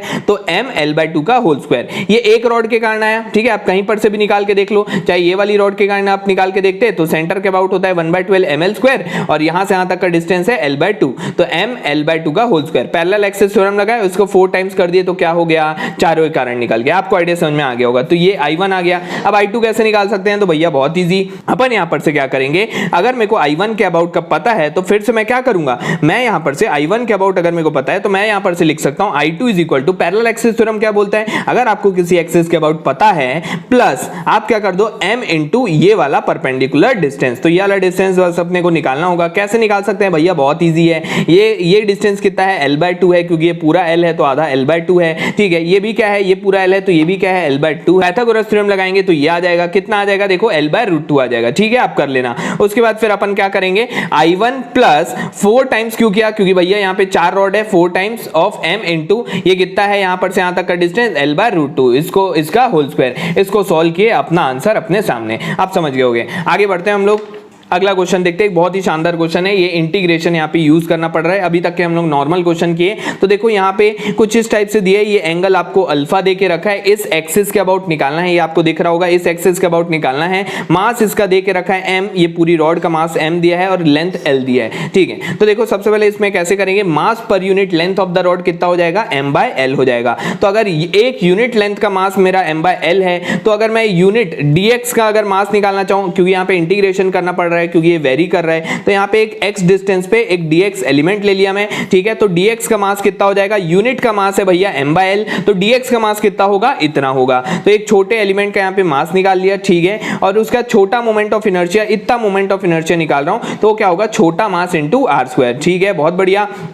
अब ये जो r है वो कैसे निकाल सकते हैं? तो कैसे निकाल सकते हैं? ये हम लोग का x है। ठीक है, ये हम लोग को परपेंडिकुलर डिस्टेंस चाहिए, तो ये डिस्टेंस क्या हो जाएगा? अगर ये x है तो x के सामने वाला कंपोनेंट क्या होगा? x sin अल्फा, तो x sin अल्फा का होल स्क्वायर हो गया। बहुत बढ़िया। अब इसको इंटीग्रेट करना है, 0 से लेके l तक के इंटीग्रेट कर दोगे। वेरिएबल सिर्फ x है, कांस्टेंट बाहर हो जाएगा, x का हो जाएगा x³ 0 से लेके l तक। सॉल्व करोगे, ये आ जाएगा आपके पास फाइनल आंसर। अब आपको हो सकता है क्वेश्चन में दिया रहे 60 डिग्री पे ऐसे टिल्टेड है, आप मोमेंट ऑफ इनर्शिया निकालो तो आप अल्फा की वैल्यू डायरेक्टली 60 पुट करके ला सकते हो। तो ये एज अ शॉर्टकट फॉर्मूला आप याद रखना। बहुत बढ़िया, आगे बढ़ते हैं, एक और क्वेश्चन देखते हैं। इस बार थोड़ा पैटर्न बदल रहे हैं। ऐसे टाइप के भी क्वेश्चन आते हैं कि हम लोग को मोमेंट ऑफ इनर्शिया निकालना है, एक पार्ट को हम लोग काट के निकाल दें। तो एक डिस्क है जिसका रेडियस r है, मास हम लोग का m है, एक दूसरा डिस्क है r/2 यहाँ पे रेडियस है उसका, इसको काट के अगर निकाल रहे हैं तो आपको बताना है मोमेंट ऑफ इनर्शिया बचे कुचे पोर्शन का। तो कैसे निकालेंगे? तो देखो आई ऑफ रेसिडुअल जो होता है, जो बचा कुचा मोमेंट ऑफ इनर्शिया होता है, वो क्या होता है? आई ऑफ ओरिजिनल, मतलब पूरा का मोमेंट ऑफ इनर्शिया माइनस जितने का भी रिमूव कर रहे हैं। तो ओरिजिनल का क्या होगा भैया? ओरिजिनल का सेंटर के अबाउट क्या होगा? 1/2 mr² होता है भैया। ये क्या है? डिस्क है। बहुत बढ़िया। रिमूव कर रहे हैं अपन, तो रिमूव करने के लिए भी अपने को क्या करना है? इसके सेंटर के अबाउट अपने को पता है, तो इसका मास अपने को पता होना चाहिए। तो मैं पहले भी आपको बताया था पिछले वीडियो में, अगर ये पूरे का मास कितना है हम लोग का m है, तो इस पोर्शन का मास कितना होगा? क्योंकि ये हम लोग का यहाँ पे डिस्क है, तो हम लोग ऐसा लिख सकते हैं, मतलब ऐसा मैं बोल सकता हूँ πr² का मास कितना है भैया? m है। तो यहाँ पे तो यूनिट एरिया का मास कितना हो जाएगा? m/πr² हो जाएगा। ठीक है, तो πr/2 रेडियस रेडियस वाले स्क्वायर का कितना हो जाएगा मास, तो इसको मल्टीप्लाई कर देते हैं m upon pi r square into pi r square by 4। बहुत बढ़िया, पाई आर स्क्वायर कैंसिल और ये हो जाएगा m बाय 4। तो इस छोटे वाले का मास हो जाएगा m बाय 4, ठीक है। तो हाफ m बाय 4, r कितना है r बाय 2 का स्क्वायर, ये इसके सेंटर के अबाउट हुआ, लेकिन सेंटर के अबाउट नहीं निकालना है, अपने को निकालना है इस वाली एक्सिस का, तो m इंटू r बाय 2 का होल स्क्वायर, m नहीं लिखना है m बाय 4 लिखना है, इसका मास है m बाय 4। आप आइडिया समझ लोगे, इसको सॉल्व करोगे आपका आंसर आपके सामने होगा, ठीक है। बहुत बढ़िया, आगे बढ़ते हैं हम लोग, अगला देखते हैं। बिल्कुल वैसा ही यहाँ पे हम लोग कर रहे हैं, ये एक स्क्वायर है, तो मैं आपको स्क्वायर के कारण बताया था कितना होता है 1/6 ma स्क्वायर, सेंटर के अबाउट, तो सेंटर के अबाउट 1/6 ma स्क्वायर है। इतने पोर्शन को मैं निकाल दे रहा हूँ, ये क्या है 1/4 पोर्शन को मैं निकाल रहा हूँ, ठीक है। फिर से इसका अगर मास m है, इसका क्या हो जाएगा m बाय 4 हो जाएगा, तो वही काम किए, और i original minus i remove, तो i रिमूव में भी इसके सेंटर के अबाउट देखो, ये वाला जो सेंटर है इसके सेंटर के अबाउट होगा 1/6 ma स्क्वायर, इसका मास है m बाय 4। इसका साइड कितना है बता सकते हो, अगर ये पूरा a है तो आधा क्या हो जाएगा a बाय 2, ठीक है। तो m by 4 into a by 2 का square plus m by 4 into यहां से यहां तक का डिस्टेंस, तो यहां से यहां तक का डिस्टेंस निकाल सकते हैं m by 4 into a by 2√2, ये पूरा क्या होगा हम लोग का, ये आप निकाल सकते हो, ये हम लोग का कितना है, ये पूरा a है, आधा कितना हो गया a बाय 2 हो गया, ठीक है। ये a बाय 2 है, ये भी a बाय 2 है, ठीक है। इसका आप डायगोनल निकाल सकते हो और उसका आधा कर देना, ये आ जाएगा, ठीक है। बहुत बढ़िया, इसको सॉल्व किया, आंसर आपके सामने है। आगे देखते हैं एक और क्वेश्चन, यहाँ पे बिल्कुल वैसा है जैसा डिस्क था वैसे यहाँ पे स्फीयर है। बहुत बढ़िया, आई रेसिडुअल इज इक्वल टू क्या होगा, आई ओरिजिनल माइनस आई रिमूव। बहुत बढ़िया, अब देखो फिर से वही 2/5 mr स्क्वायर इसके सेंटर का होता है, माइनस आई रिमूव, रिमूव कितना करे भैया 2/5। अब फिर से यहाँ पे ये छोटे वाले का मास कितना होगा, तो देखो ये 3D फिगर है, 3D फिगर में हम लोग को क्या लेना होगा, वॉल्यूम लेना होगा, तो अपन क्या लिखेंगे 4/3 पाई आर क्यूब का मास है यहाँ पे m, तो ठीक है, यूनिट वॉल्यूम का मास हो जाएगा 4/3 पाई आर क्यूब, ठीक है। बहुत बढ़िया, उसके बाद फिर यहाँ पे 4/3 पाई छोटा ये r/2 का होल क्यूब, इसका मास क्या हो जाएगा m by 4/3 pi r cube into 4/3 pi r cube by 8 हो जाएगा। बहुत बढ़िया, ये सब कैंसिल हो जाएगा, m बाय 8 आ जाएगा, तो इसका मास क्या हो गया m बाय 8 हो गया। तो यहाँ पे अपन क्या लिखेंगे 2/5, m इसका कितना है m बाय 8 इंटू r क्या है इसका r/2 का whole square plus m by 8 into r/2 का होल स्क्वायर। आप समझ रहोगे, इसको सॉल्व करोगे आंसर आपका आ जाएगा, ठीक है, समझ गए। बहुत बढ़िया, आगे बढ़ते हैं, करते हैं अगला टॉपिक देखते हैं, relation between torque end moment of inertia. तो काफी क्वेश्चन आते हैं टॉर्क और मोमेंट ऑफ इनर्शिया के रिलेशन से। मैं आपको एक क्वेश्चन पहले ही बता चुका हूं, टॉर्क इज इक्वल टू क्या होता है अल्फा टाइम्स ऑफ आई, या फिर torque is equal to I into alpha बोलते हैं, ठीक है। अपन एक क्वेश्चन सॉल्व किए थे पहले, ठीक है। एंगुलर मोमेंटम, ठीक है, क्या होता है ओमेगा इंटू आई होता है, ठीक है। इसका भी रिलेशन होता है किसके साथ, मोमेंट ऑफ इनर्शिया के साथ, ये भी आपको बता दिया, ठीक है। कंजर्वेशन ऑफ एंगुलर मोमेंटम, आपने काफी सारा क्वेश्चन पढ़ा होगा अपने स्कूल एग्जाम में कि एक बैलेट डांसर है, अपने हाथ को फैला देती है तो वो स्लो हो जाता है, और हाथ को अगर सिकोड़ लेती है तो वो स्पीड से घूमने लगती है, तो वो सारे क्वेश्चन इसी से बनते हैं, ठीक है। इस पे बेस भी अपन क्वेश्चन सॉल्व कर लेंगे, अपना आइडिया और बेहतर हो जाएगा। अभी के लिए बस अभी पहले अपन फॉर्मूला देख लेते हैं, omega 1 I1 is equal to omega 2 I2। Conservation of angular momentum क्या बोलता है, आई ओमेगा क्या होना चाहिए, कांस्टेंट होना चाहिए, ठीक है। क्यों, क्योंकि भैया ये अगर कंजर्व है मतलब ये कांस्टेंट, ये कांस्टेंट मतलब omega I constant, omega I constant मतलब I1 omega 1 is equal to I2 omega 2। I यहाँ पे क्या है, मोमेंट ऑफ इनर्शिया है। बहुत बढ़िया, आगे बढ़ते हैं। तो ये फॉर्मूले आपको बहुत काम आएंगे आपके न्यूमेरिकल सॉल्व करने में। टाउ इज इक्वल टू क्या होता है, force into perpendicular distance F into R, ठीक है। ये L आपका क्या है, लीनियर मोमेंटम इनटू R, ठीक है, mv इनटू R बोलते हैं जिसको, ठीक है। Tau is equal to I alpha होता है, L is equal to angular momentum is equal to I omega होता है, ठीक है। टॉर्क और एंगुलर मोमेंटम के बीच में रिलेशन होता है क्या, टॉर्क अगर हम लोग को निकालना है तो एक बार डिफरेंशिएट मार दो भैया किसको, एंगुलर मोमेंटम को, टाइम के रिस्पेक्ट में आपका टॉर्क आ जाएगा, ठीक है। बहुत बढ़िया, और क्योंकि यहाँ पे टाउ F इनटू R के बराबर है, ठीक है, और टाउ I इनटू अल्फा भी है, तो हम लोग टॉर्क इज इक्वल टू ये लिख सकते हैं, इसी से हम लोग क्वेश्चन सॉल्व किए थे, तो ये काफी इंपॉर्टेंट है, ठीक है। और I1 omega 1 is equal to क्या होता है, I2 ओमेगा 2। बहुत बढ़िया, उसके बाद फिर यहाँ पे एक क्वेश्चन सॉल्व कर लेते हैं।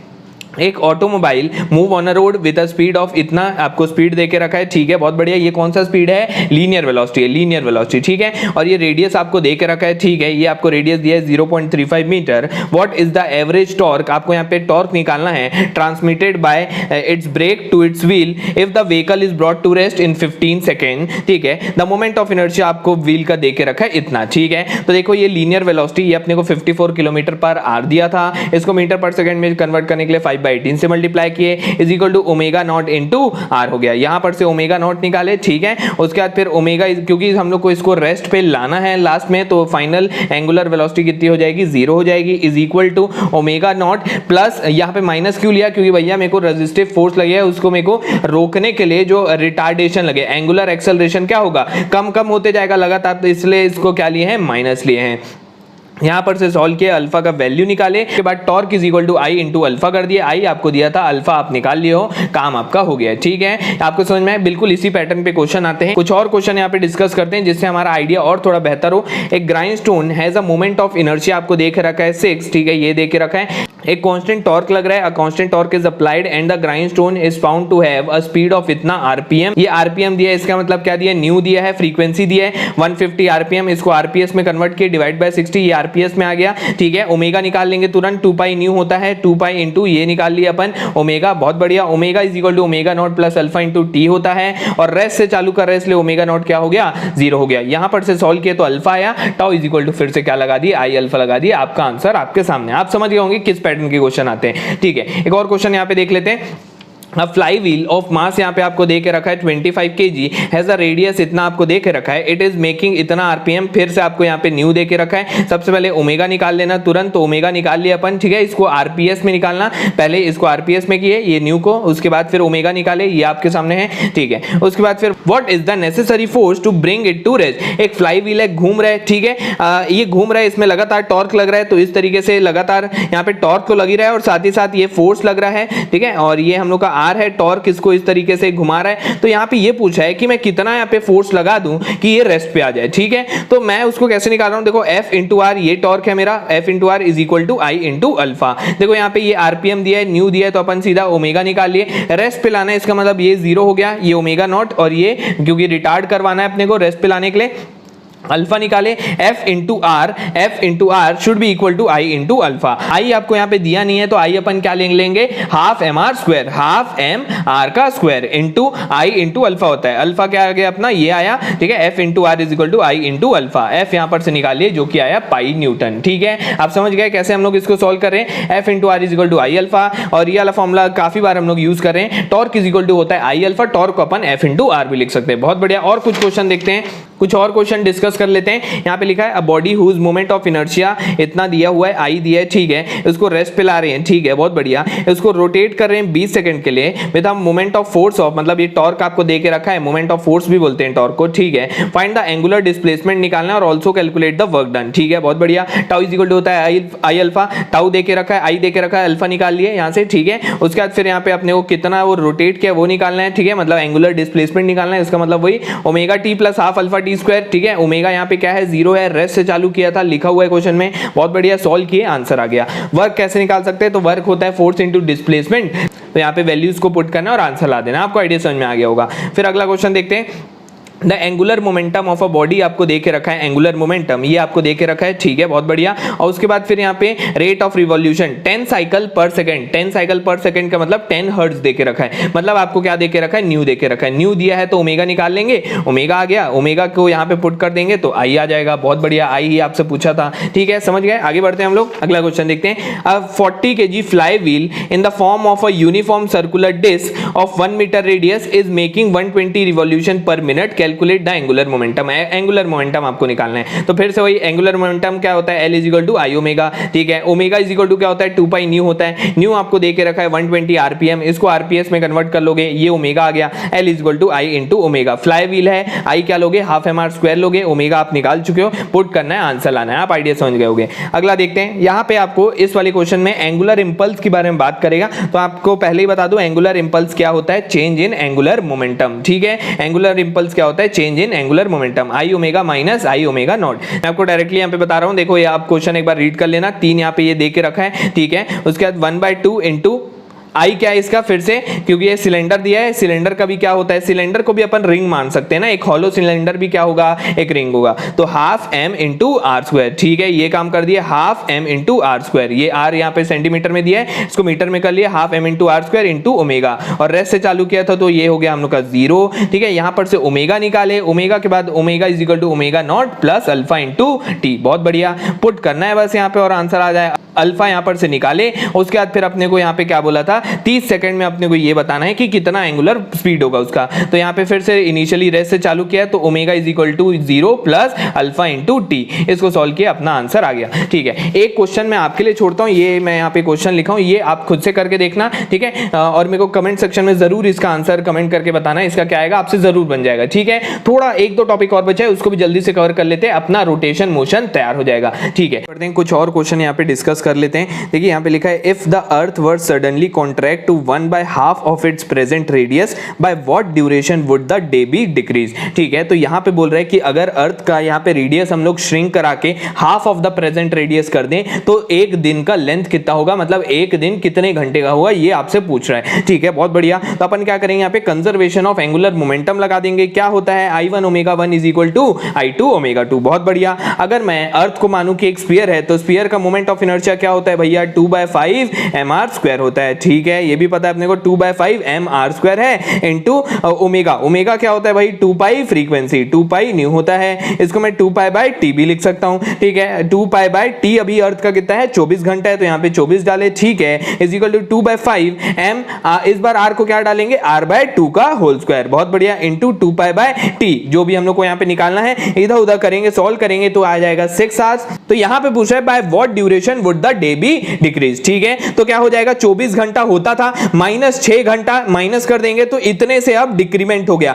अब क्या हो गया, 18 घंटे कम हो गए। अब सिर्फ और सिर्फ दिन में कितना घंटा होगा, 6 घंटा होगा। आपको आइडिया समझ में आया? ठीक है, बहुत बढ़िया। उसके बाद अगला एक और यहाँ पे क्वेश्चन देख लेते हैं, what will be the duration of the day if earth suddenly shrink to 1/64 of the volume, ठीक है, ऑफ द ओरिजिनल वॉल्यूम। ठीक है, मास रिमेन्स द सेम। ठीक है, तो आपको ऐसा यहाँ पे डायरेक्टली रेडियस को हाफ ना देके वो ऐसा भी दे सकता है कि वॉल्यूम 1/64 तो जा रहा है, तो इसका मतलब जो नया वॉल्यूम है वो क्या है, 1/64 टाइम्स ऑफ पुराना वॉल्यूम। ये जो नया वॉल्यूम है इसको हम लोग क्या लिख सकते हैं, 4/3 कैपिटल R का ये R डैश का cube is equal to 1/64 times of 4/3 into pi R cube. ठीक है, 4/3 पाई 4/3 पाई यहां पर से कैंसिल हो जाएगा, यहां पे क्यूब रूट ले लेंगे तो R dash is equal to हो जाएगा यहाँ पे 1/4 टाइम्स R। ठीक है, ये आपको दे के रखा है, पिछला क्वेश्चन आपको फिर से करना है, पिछले बार हाफ किया था, इस बार 1/4 कर देना और कुछ नहीं। ठीक है, आइडिया समझ में आया, बिल्कुल वही काम करना है। ये आपका यहाँ पे ये इसको मत देखो, ये आपका आ जाएगा answer I1 omega 1 is equal to I2 into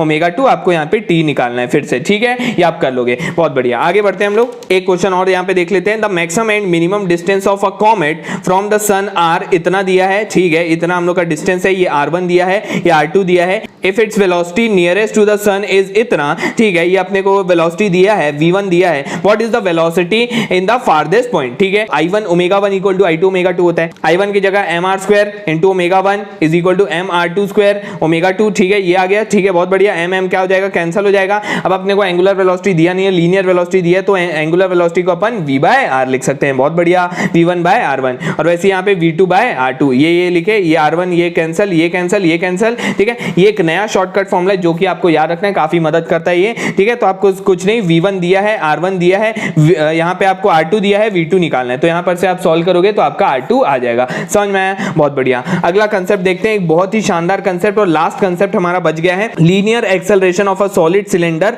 rotating down an inclined plane. तो ये एक सिलेंडर है जो कि रोटेट कर रहा है, नीचे जा रहा है। ठीक है, तो अपने को यहाँ पे निकालना है एक्सेलरेशन कितना होगा। ये हॉरिजॉन्टल रफ सरफेस है। ठीक है, तो ये अपने को पता है, इधर mg sin थीटा लगेगा, इधर mg cos थीटा लगेगा, इधर इसका वेट लगेगा, इधर नॉर्मल रिएक्शन लगेगा। रफ इंक्लाइंड प्लेन है, इसका मतलब यहाँ पे फ्रिक्शन लगने वाला है, इतना चीज समझ में आया। और इधर ये मोशन कर रहा है, इसलिए एक्सेलरेशन इधर। अब अपन क्या लिखेंगे, n इज इक्वल टू क्या होगा, mg cos थीटा, यही चीज लिखा है। और उसके बाद फिर ये मोशन यहाँ पे कैसे हो रहा है, mg sin theta minus f is equal to ma। ये इक्वेशन आपको लिखना आता होगा, लॉज ऑफ मोशन में आपने पढ़ा होगा। इस चैप्टर में हमने क्या पढ़ा, f into R is equal to I into alpha. ये r को नीचे भेज देते हैं तो f का वैल्यू आ जाएगा IA/r²। बहुत बढ़िया, इसको यहाँ पे पुट कर देना और कुछ नहीं करना है। ठीक है, इसको सॉल्व करना और एक्सेलरेशन का आपका फॉर्मूला कुछ इस तरीके से आ जाएगा। इसको बस सॉल्व करना है और आपका एक्सेलरेशन का फॉर्मूला ये हो जाएगा। देखिए, g sin theta upon 1 plus I/mr²। ये याद रखना है, एक बार में डायरेक्टली करना है, उतना इक्वेशन लिखने की जरूरत नहीं है। क्या होता है, g sin theta upon 1 plus I/mr²। I क्या है वहां पे, मोमेंट ऑफ इनर्शिया। ये अगर अब सिलेंडर है तो I हम लोग का कितना, सिलेंडर देखिए, एक खाली सिलेंडर आप खुद ही सोच के देखिए, एक इस तरीके का सिलेंडर है, खाली सिलेंडर, ये हॉलो है, ठीक है। तो इसको मैं एक रिंग कंसीडर कर सकता हूं, ये एक रिंग है, इस तरीके से यहाँ पे एक रिंग हम लोग इसको मान सकते हैं, बिल्कुल ठीक है। तो ये मेरा एक्सिस है इसके सेंटर के अलोंग, ठीक है, ये चीज आप समझ लोगे। तो I is equal to half M R square हो जाएगा इसका भी। तो इस आई को अगर यहाँ पे पुट करोगे तो 1/2 एम आर स्क्वायर, ये एम आर स्क्वायर कैंसिल हो जाएगा, 1/2 + 1 इज व्हाट 3/2, ये उल्टा हो जाएगा तो क्या हो गया 2/3 g sin थीटा। वैसे स्फीयर के लिए ये होता है तो स्फीयर के लिए भी आ जाएगा, ठीक है। तो आपको रटने की जरूरत नहीं है, आप ये वाला फॉर्मूला याद करो, ये तो अपने को पता है, अपन तुरंत निकाल लेंगे, ठीक है, बहुत बढ़िया। तो एक और यहाँ पे एक इंपॉर्टेंट पॉइंट मैं आपको बता देता हूँ, कई बार कंपटीशन एग्जाम में पूछता है कि कितना वहां पे कोफिशिएंट ऑफ फ्रिक्शन होगा कि वो वहां पे स्लाइड ना करे, ठीक है। तो देखिए ये हमने अभी यहाँ पे निकाला F × R = I × अल्फा, ये F क्या होगा मेरा mu times of normal reaction mg cos theta लिखे थे अभी, वही चीज लिखा हुआ है, ठीक है, ये चीज आप समझ गए। उसके बाद फिर यहाँ पे म्यू = जब हम लोग निकालेंगे तो बस यहाँ पे I का वैल्यू आप पुट कर दीजिए। अब ये सिलेंडर है तो सिलेंडर के लिए हम लोग half M R square put करेंगे, या फिर जो भी होगा तो उसके लिए पुट करेंगे। ये हाफ एम आर स्क्वायर में पुट किया, थोड़ा सा सॉल्व कर दिया, तो यहाँ पे म्यू = 1/3 tan थीटा आ गया। कम से कम इतना होना चाहिए हम लोग का म्यू, तभी वहां पे वो स्लिप नहीं करेगा, नहीं तो वो स्लिप कर जाएगा। तो हम लोग का जो म्यू है should be greater than equal to 1/3 tan theta. आपको आइडिया समझ में आया होगा, बहुत बढ़िया। आगे बढ़ते हैं, एक और कॉन्सेप्ट यहाँ पे मैं बता देता हूं आपको, kinetic energy of a rolling motion. तो काइनेटिक एनर्जी कितना होता है भैया, कोई भी चीज रोल कर रही है इसका मतलब वहां पे rotational kinetic energy half I ω² आएगा ही आएगा, और साथ ही साथ क्योंकि ये रोल कर रहा है, आगे बढ़ रहा है, वेलोसिटी है उसके पास कुछ, तो हाफ mv²। ये लीनियर वाला काइनेटिक एनर्जी प्लस रोटेशनल वाला काइनेटिक एनर्जी, ये चीज समझ गए, बहुत बढ़िया। अब इसको थोड़ा और यहाँ पे सिंप्लीफाई कर दिया गया है, हाफ mv² प्लस इसको हम लोग क्या लिख सकते हैं, I की जगह मैं mk² लिख सकता हूं, ठीक है, ये लिख दिया। अब यहाँ पर से हाफ mv² को मैं कॉमन निकाल लिया, कैसे, ये ओमेगा को क्या लिख दिए v/r लिख दिए। यहां से अब हाफ mv को हम लोग कॉमन निकाल लिए, ठीक है, हाफ mv² को हम लोग कॉमन निकाल लिए, 1 + k² हो जाएगा। ये चीज समझ गए, बहुत बढ़िया, ये चीज आप समझ गए होंगे। टोटल काइनेटिक एनर्जी इतना होता है, ठीक है। आगे बढ़ते हैं हम लोग, यहाँ पे एक क्वेश्चन है, एक सॉलिड सिलेंडर है, ठीक है, r इसका दिया हुआ है 4 सेंटीमीटर, मास दिया हुआ है इसका, rolls down an inclined plane 1/10 का मतलब क्या होता है, वहां पे आपको sin थीटा की वैल्यू दिया है, ये आप ध्यान रखना, 1/10 का मतलब क्या होता है, sin थीटा = 1/10 दिया है, ठीक है। Calculate the acceleration and total energy. Acceleration का भी हमने फॉर्मूला देखा, क्या होता है एक्सेलरेशन, डायरेक्टली मैं आपको बता देता हूं, ये निकाले थे हम लोग, ठीक है, 2/3 sin थीटा, ये आपको रटने की जरूरत नहीं है, तुरंत आप निकाल सकते हो, सॉलिड सिलेंडर की बात कर रही है, ठीक है। ये आ गया हम लोग का 2/3 sin थीटा, और ये g का वैल्यू 10 होता है, sin थीटा 1/10 दिया, 2/3 आ गया मीटर/सेकंड²। आपको आइडिया समझ में आया होगा। काइनेटिक एनर्जी क्या, half mv² plus half I ω²। चाहो तो आप ऐसे करो, या तो फिर चाहे तो आप ये वाला जो फॉर्मूला अभी हमने देखा, ये वाला फॉर्मूला आप लगाओ, एक ही मतलब है, ठीक है, हाफ mv² 1 + k²/r²। देखो हम लोग का हाफ m, ये जो I होता है हम लोग का हाफ mr², ये होता है सिलेंडर के लिए, इसको mk² से इक्वेट कर दोगे तो ये कैंसिल हो जाएगा, ठीक है। तो यहाँ पर से k²/r², इसको नीचे ले जाओगे तो k²/r² का वैल्यू कितना आ जाएगा, 1/2 आ जाएगा। तो बस यहाँ पे आपको 1/2 डालना है, 1/2 + 1 इज व्हाट 3/2, 3/2 × 2 3/4 हो जाएगा, 3/4 टाइम्स आपको मल्टीप्लाई कर देना है, ठीक है, किससे, 3/4 टाइम्स ऑफ मास और वेलोसिटी के स्क्वायर से मल्टीप्लाई कर दोगे तो आपका आंसर आपके सामने आ जाएगा, ठीक है। आइडिया समझ गए होंगे, बहुत बढ़िया। लास्ट कंसेप्ट आपको बता देता हूं, जिससे कभी कभी क्वेश्चन पूछ लेता है एग्जाम में, बहुत इंपॉर्टेंट है। देखिए, अ सॉलिड स्फीयर जिसका मास दिया है m और रेडियस दिया है कैपिटल R, और यहाँ पे हॉरिजॉन्टल सरफेस पे रखा है, हॉरिजॉन्टल फोर्स लगा रहे हैं उसके सेंटर पे, ठीक है, क्या लिखा है वहां पे, सेंटर पे लगा रहे हैं, ठीक है। If the sphere rolls without slipping, यहाँ पे ये स्लिप नहीं कर रहे, ठीक है, if the sphere roll without slipping the acceleration अपने को बताना है, ठीक है, बहुत ईजी है, बहुत सिंपल है, बस आइडिया समझना। देखो कुछ इस तरीके का फिगर है, ठीक है, यहाँ पे सेंटर पे लग रहा है फोर्स, ये भी समझ गए। अब ये इस तरफ जाने की कोशिश करेगा, ठीक है, एक्सेलरेशन इधर होगा, फ्रिक्शन किस तरफ लगेगा, इस तरफ लगेगा, ये भी चीज समझ गए होंगे, और एंगुलर एक्सेलरेशन इसका इस तरफ होगा, ठीक है, बहुत बढ़िया। अब एंगुलर एक्सेलरेशन a/r होता है, ये अपने को पता है। और यहाँ पे अगर हम लोग इक्वेशन ऑफ फोर्स लिखें तो x एक्सिस में कितना फोर्स लग रहा है, ये पॉजिटिव x की तरफ लग रहा है प्लस f, ये माइनस x की तरफ लग रहा है, इसलिए -f = ma, net force = ma, net force कितना है, f - f = क्या लिखते हैं, ma लिखते हैं, वही चीज लिखा हुआ है, ठीक है। उसके बाद फिर अपन क्या किए, उसके बाद अभी हमने देखा F × R should be equal to I × alpha, F × R should be equal to I × alpha. क्यों ऐसा मैं लिख दिया, क्योंकि यहाँ पे ये जो फ्रिक्शन है, ये फ्रिक्शन ही तो इसको घूमने से रोकेगा। यहाँ पे क्या बोला है, विदाउट स्लिपिंग, इसको स्लिप नहीं होने देना है, तो यहाँ पे जो फ्रिक्शन है वो टॉर्क को क्या करेगा, बैलेंस करेगा। तो F into are should be equal to I into alpha. बहुत बढ़िया, अब इस अल्फा को A बाय आर लिख देंगे, तो F की वैल्यू यहां पर से निकाल लिए तो ये आ जाएगा। बहुत बढ़िया, अब ये निकाले तो F की वैल्यू बिल्कुल वैसा जैसा पिछली बार पुट किए थे, तो यहाँ पे पुट किए और यहाँ पे एक्सेलरेशन का फॉर्मूला निकाल लिए। ठीक है, जो भी हमने देखा था थोड़ी देर पहले, वहां पे रफ इंक्लाइन, वहां पे इंक्लाइन प्लेन था तो वहां पे फोर्स कुछ और था, यहाँ पे F आ गया फोर्स, आपको आइडिया समझ में आ रहा होगा। ठीक है, ये आया। अब कुछ नहीं, इसको भी आप याद कर लो एज अ शॉर्टकट फॉर्मूला, बिल्कुल वैसा है, force upon mass into 1 plus I by M R square. अब यहाँ पे सॉलिड स्फीयर दिया, आई को 2/5 एम आर स्क्वायर पुट करो, आपका आंसर आपके सामने।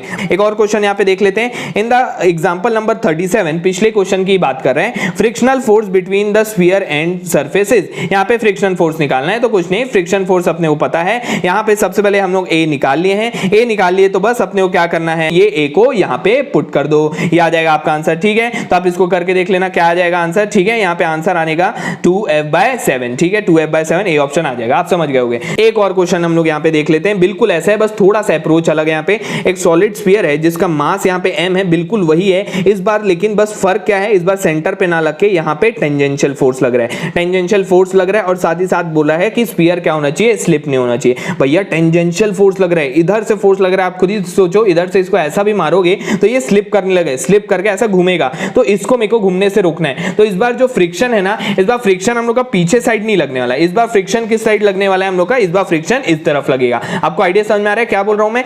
इसका मतलब टेंजेंशियल फोर्स लग रहा है, अब ये जो फोर्स लग रहा है, इसी फोर्स को भैया फ्रिक्शन को बैलेंस करना होगा। आपको आइडिया थोड़ा बहुत समझ में आ रहा है? अब एक बार इसको रीड करते हैं क्या लिखा हुआ है। सबसे पहले अगर मैं आपसे ये पूछूं कि टॉर्क कितना लगेगा, तो टॉर्क क्या होता है, I into alpha is equal to F into R. ठीक है, तो F इंटू आर हम लोग कर रहे थे, तो F इंटू मैं क्या लिखूंगा यहाँ पे R। ये F क्या है, फ्रिक्शन फोर्स है, फ्रिक्शन बैलेंस कर रहा था अभी तक टॉर्क को, यही अपन लिख रहे थे। तो देखो वही लिखा है, टॉर्क यहाँ पे जो फोर्स F के कारण है, यहाँ पे ये जो फ्रिक्शन फोर्स है इसको यहाँ पे बैलेंस मारना होगा। यहाँ पे लिखा है एज दिस टॉर्क, ये टॉर्क क्या करने की कोशिश करेगा, रोटेट करने की कोशिश कर रहा है। ठीक है, तो यहाँ पे लिखा है the point B of contact has a tendency to slip, इसका टेंडेंसी है कि स्लिप मार जाए। टू प्रिवेंट द स्लिपिंग, अपना जो फ्रिक्शन फोर्स है वो इस तरफ ना लग के इस बार क्या लगेगा, इस तरफ लगेगा। इसको आपको यही चीज बस ध्यान रखना है, यहीं पे गलती हो जाती है, इस तरफ लगेगा फोर्स ताकि हम लोग का स्लिप ना हो। Since there is no slipping, तो वही चीज हम लोग लिख सकते हैं। इस बार इक्वेशन क्या होगा, नेट फोर्स कितना है, F प्लस F, पिछला F माइनस F था, इस बार F प्लस F हो जाएगा। बाकी एज इट इज वही करना है अपने को जो अपन कर रहे थे। ये net force is equal to क्या हुआ, ma हो गया। ठीक है, बहुत बढ़िया, ये चीज समझ गए। अब अपने को ये F की वैल्यू निकालना है, ये F का वैल्यू एज इट इज वही करना है, F into R is I into alpha, alpha को A बाय आर लिख देना है। तो यहां पर से F का वैल्यू ये R को नीचे ले गए, वही चीज है, और यहाँ पे पुट कर देना और कुछ नहीं। ठीक है, यहाँ पे कैसे सॉल्व किया इसको भूल जाओ, अपन ऐसे ही सॉल्व करके यहाँ पे देख लेते हैं। तो यहाँ पर से F का वैल्यू कितना आया, F का वैल्यू आया IA बाय आर स्क्वायर, ये चीज आप समझ गए, IA बाय आर स्क्वायर आया, बहुत बढ़िया। उसके बाद फिर यहाँ पे अपन पुट मार देते हैं, तो प्लस F की जगह IA by R square is equal to MA, ये चीज अपन कर दिए। अब यहाँ पर से अपने को कुछ नहीं करना है, अपने को क्या निकालने बोल रहा है, अपने को यहाँ पे निकालने बोल रहा है एक्सेलरेशन कितना होगा, बिल्कुल वही चीज है। तो अपने को यहाँ पे इधर उधर करने की जरूरत नहीं है, सीधा एक्सेलरेशन आप निकाल सकते हो। कैसे निकालोगे, उसके बाद देखो इसको सॉल्व करते हैं तो क्या आ जाएगा, F इज इक्वल टू, वहां पे हम लोग का A कॉमन हो जाएगा, अंदर क्या बचेगा, M प्लस I अपॉन क्या हो जाएगा, I अपॉन आर स्क्वायर। बहुत बढ़िया, अब इस A की जगह क्या हो जाएगा, F अपॉन ये पूरा नीचे चला जाएगा। आपको आइडिया समझ में आया होगा। ठीक है, उसके बाद फिर बस पुट करना और आंसर लाना है, वही आइडिया है, वही अप्रोच है। ठीक है, आंसर आपका आ जाएगा 10F/7। ठीक है, बहुत बढ़िया। और लास्ट में यहाँ पे फ्रिक्शन फोर्स यहाँ पे निकालना होगा, तो वही काम करना है अपने को, एक्सेलरेशन आ गया, पुट कर दोगे तो आपका आंसर आ जाएगा। ठीक है, तो इस तरीके से हमने रोटेशन मोशन पूरी तरीके से यहाँ पे खत्म कर दिया है। ठीक है, हमने लगभग क्या हम लोग सारे के सारे टॉपिक देखे, सारे के सारे टॉपिक पे क्वेश्चन सॉल्व किए। अब आपका आइडिया एकदम क्लियर हो गया होगा। अब आप चाहो तो अपने हिसाब से क्वेश्चन और सॉल्व कर सकते हो, क्योंकि क्वेश्चन जितने भी आप सॉल्व कर लो उतना कम है। लेकिन इतना अभी के लिए अगर मैं बोलूं, अगर आपका एग्जाम अभी है तो इतना आपके लिए मोर देन सफिशिएंट है पढ़ना। ठीक है, तो इस वीडियो के लिए इतना ही रखता हूं, मिलता हूं अपने अगले वीडियो में बिल्कुल इसी तरीके से, और भी मैं वन शॉट रिवीजन आपके लिए लेते हुए आऊंगा। सब्सक्राइब नहीं किए तो सब्सक्राइब जरूर कर देना, थोड़ा बहुत मेहनत लगी है मेरे को इसको बनाने में। ठीक है, थैंक यू।